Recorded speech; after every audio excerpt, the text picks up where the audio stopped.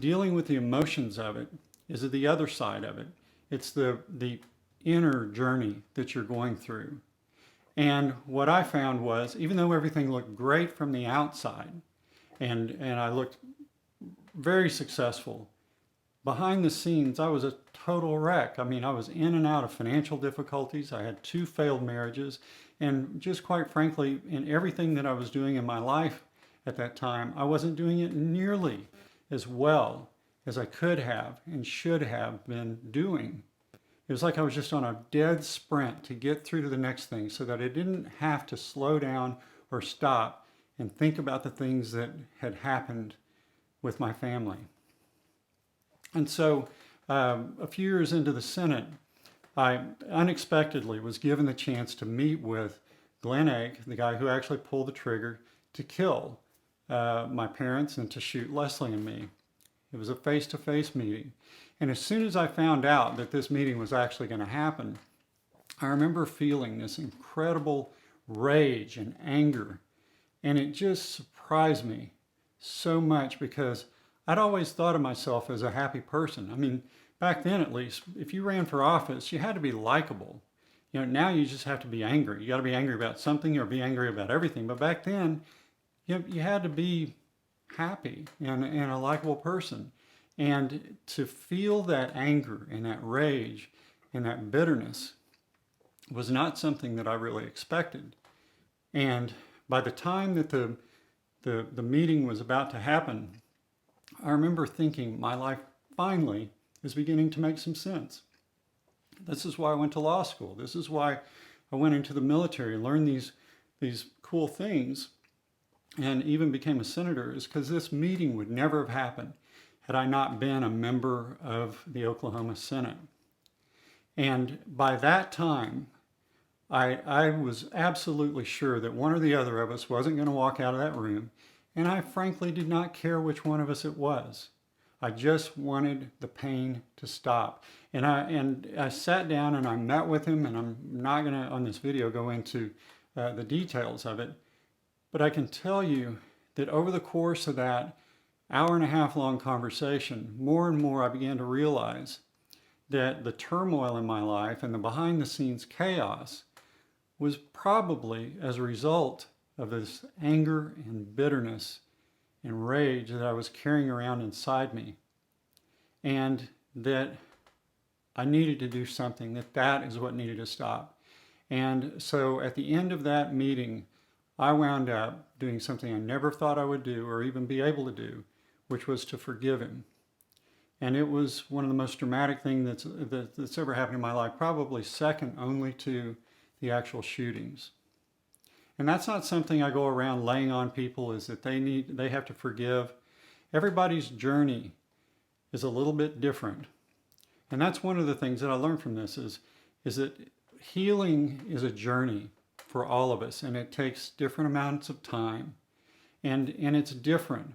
There are a lot of similarities, but there are a lot of differences in my journey versus your journey versus the journey that others go through in trying to heal. I also learned that, when people say time heals all wounds, that's not necessarily true. What's needed is, it's what you do with that time. It's, are you filling it with good and positive experiences? Are you spending it around people that you love and care about? And are you building good memories? Because the more of those kinds of events and the more of those memories and the more of those relationships you can put between where you are now and the thing that happened in the past, those are like rays of hope that just shine down on us and that encourage us to keep taking that next step and the next step.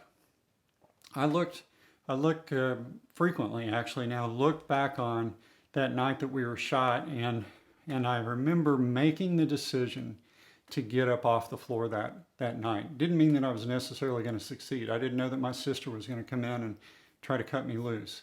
But I remember thinking, I could lay down right now and nobody would ever know. As far as they're concerned, I died of a gunshot wound. They would have no idea that I just gave up. And yet, looking back on it, when I got up off that floor, was it to live a life of misery and shame and failure? Or was it to live a life of happiness and success, whatever success that might mean, however that is defined, and to one day have my own family again? And so I believe that the reason I got up off that floor was because I believed those things were possible. Remember, a friend of mine used to say that to be really successful and to be happy in life, you need three things: someone to love, something to do, and something to look forward to. And I equate that closely with the notion that in the New Testament, where the scripture about faith, hope, and love. And they read that at almost every wedding that happens. And yet it's not just for weddings and marriages, it's for all of us. We need to have faith. We need to have hope. And we need to have love. And we also need to be able to take those steps. There is no reason why we can't live the life that we wanted. Maybe it may look differently than what we originally expected, and probably will. And the life that the God that made us intended for us to live, but also I look back and what kind of life would my parents want me to live? If they knew I was living in misery and anger and rage and failure, would that really have been what they had hoped for me and still hope for me, I believe? They wanted me to live a life that was full. And so I owe them that, not to do everything that they would have necessarily wanted done, but to just be happy and to be successful and to have hope. And I believe that is how we find healing in anything that happens in our lives, but particularly as victims of crime.